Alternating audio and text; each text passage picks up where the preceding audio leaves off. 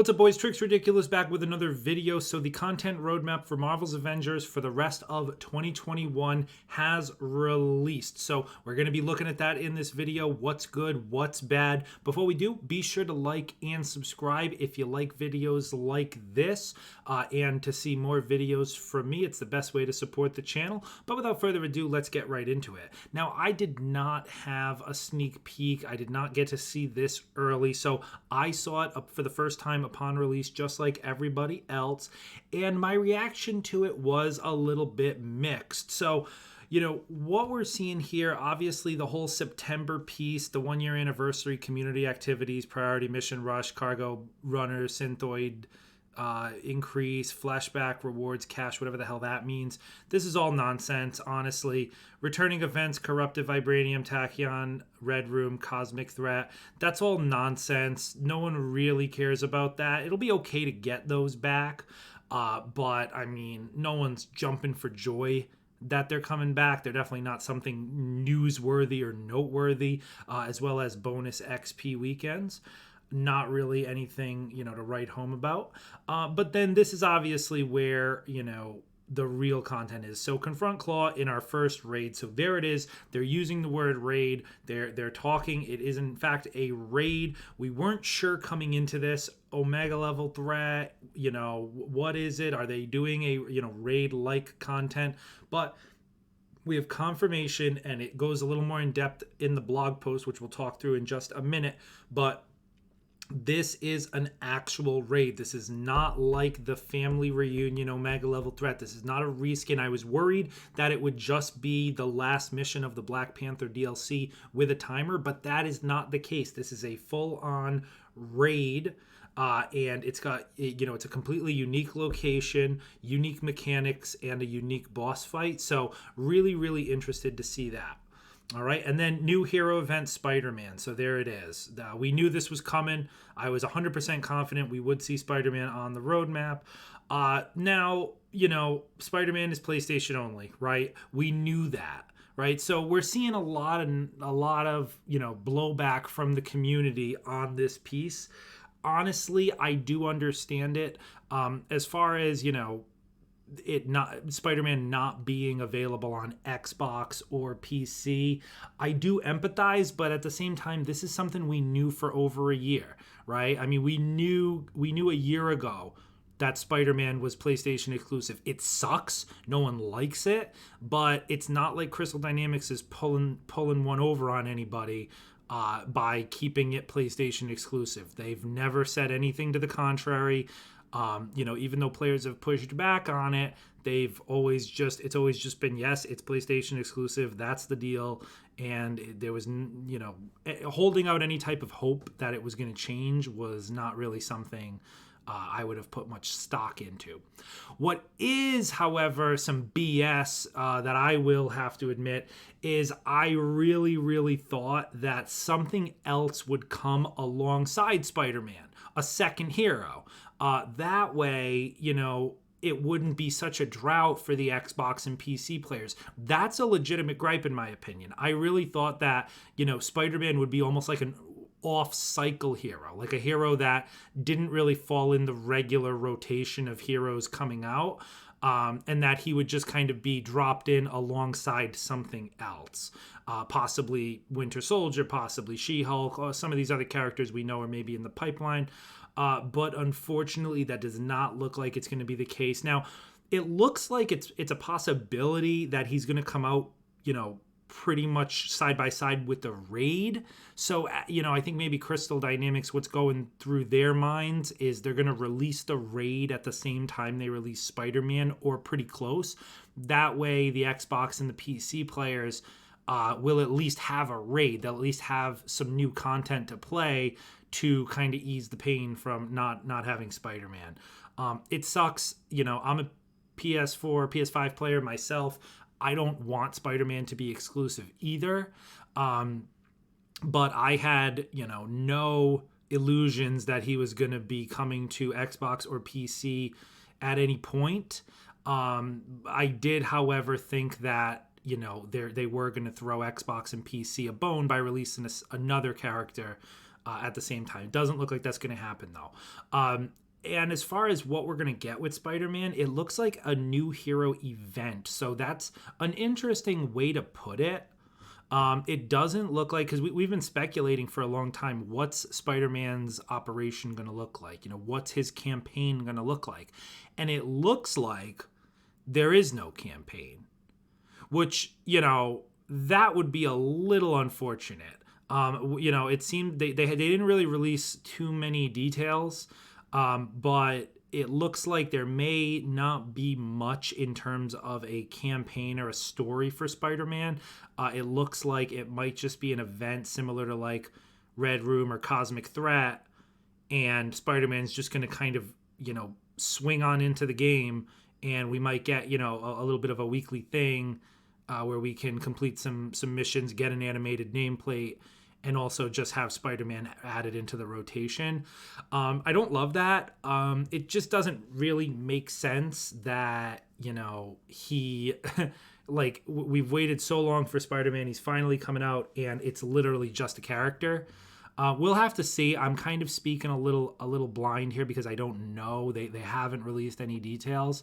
But from what I gather, I feel like if there was an operation, they would have at least said that. Like, that would have been something marketable. They would have said, like, oh, new Spider-Man operation. They would have had a name for it, like, like War for Wakanda, like Taking Aim, like whatever the hell Hawkeye's was. But they didn't. They didn't do that. So it leads me to believe that it's just going to be an event. So that's a little bit of a yikes on my end, but I'm happy to see that Spider-Man is coming. He's one of my favorite heroes personally, so I am still excited to see it. But it's definitely not, blowing me away to see that it's just a little drop-in event here. New enemy type echoes. So this shouldn't even be really in here. This is just part of the raid. It seems like these enemies are probably not even going to be anywhere outside of the raid. So I definitely wouldn't even call them a new enemy type. Power level increase. I guess that's fine. Power level increases don't really do anything for the game, functionally, other than just make it a little bit more of a pain to grind. So I guess we'll see how they execute that. And then rework systems. Now, this is interesting. Some of this stuff on the far right-hand side here, they didn't really get into too much detail, but it looks like resources are getting an overhaul and, gear upgrading. Now, they say gear upgrading. They're not saying loot 2.0. They're not saying a gear rework. Gear upgrading. So, there might be a little more nuance to your gear and how you can upgrade it. They did already say, and they even re-say it in the blog here, that you can upgrade your current gear to the next power level cap, whatever that may be. So maybe that's what they're referring to. And then as far as resources, they're just looking to streamline the resources, so that you don't have 5 or 6 different types of resources that you have to juggle. I guess that's fine. It's not like a game-shattering change. It seems like a lot of this stuff is just them kind of laying the foundation, reworking. Like, when you say reworking system, that sounds like more of a foundational quality of life setup type thing. I think we're a little past like quality of life changes and setup changes. Like, the game's going on its second year. We really need like some actual substantial stuff. Hopefully we get it in the raid, but we'll have to see. And then Hawkeye nameplate challenge, that sounds like the dumbest thing in the world. I don't even know how to begin, with that. And then earnable cosmetics. So this is probably the cosmetic rework that we've been hearing so much about. Excited to see what this looks like. I don't know if it's just going to be pretty similar to the earnable cosmetics we previously had. It sounds like they're going to do it alongside the resource change. So, people, those of us who have 150,000 of the green, costume credits with nothing to use them on, they're probably going to rework that so that we can't actually spend those on cosmetics. But you never know. Who knows? We don't know that. As far as timing, it's a little tricky. We don't really get any type of timing on any of this stuff. The one thing they did say is that some of this returning event stuff might be happening in September, I believe, unless I read that wrong. I'm not going to thumb through the whole thing right now, but I believe bonus XP weekends and some of these events are going to be coming towards the end of September. So at the time of this video, it'll be the 9th. So about a third of the way through September. So still a little time left in the month for some weekly events to come out. And then just from a timing perspective, the Hawkeye nameplate challenge. So that's when they say Hawkeye, they mean the Hawkeye show. That's why they have a little Disney Plus icon here. The Hawkeye show comes out like, I think, middle of November. So I would imagine that this is a November thing, right? So then that, just like reading this from left to right, I would imagine that the Raid and Spider-Man could come out in October, right? So, I mean, again, that's all speculation. I don't know, but if we're to believe that the items to the right are coming later than the items to the left, and I'd have to speculate that the Hawkeye nameplate challenge is going to coincide with the Hawkeye show, which starts in November, I'd have to believe that the rest of this stuff will come before that. But again, that's just pure speculation. Now, some of the cool things they did say, if I just scroll down, so the Claw Raid is going to be called Discordant Sound. That's going to be the name of it. And here's a pretty cool thing. This is something I've been really advocating for a long time. It's going to be available in both standard and elite modes. So that's pretty sweet. So if you think, going back to like Destiny, I know I use that as a comparison a lot, but back in the old day, Destiny had, it had your regular raid and then your heroic raid, right? And they've even said, with the power level increase to 170, yielding more compelling drops. All right. So to me, this is really interesting. It would be really sweet if there were specific chase exotics, chase drops that are like really, really good that only drop on the elite mode. That would be a really cool feature. We'll see if that's exactly what they mean by that. And going back to loot, the loot has to be good. If the raid comes out, and I'm saying this right now, if the raid comes out and the loot is as useless as the Omega level threat loot, that will be a big, big, big problem. They need to learn from the Omega level threat that gear was booty. That gear was like comically bad. It's ridiculous. They literally, you have to not play the game almost at all to think that gear is even good. Like almost anything outclasses the Omega level threat gear. So, what we're looking for from Crystal Dynamics here is useful gear. We're looking for something rewarding that we actually want to chase. And it'd be really cool if, there was gear that you could get out of the standard raid, but there was like extra special gear, like unique drops that don't drop in the normal mode that you could only get from the elite mode. That would be extremely, extremely awesome if you ask me. So we'll see how that looks. Just looking at the power level, it looks like it goes 150 to 160, and I assume that's throughout the raid. I assume maybe it starts at 150, and then by the final boss, it's up to 160, and then in the elite mode, it starts at 160, and then by the final boss, it's 175.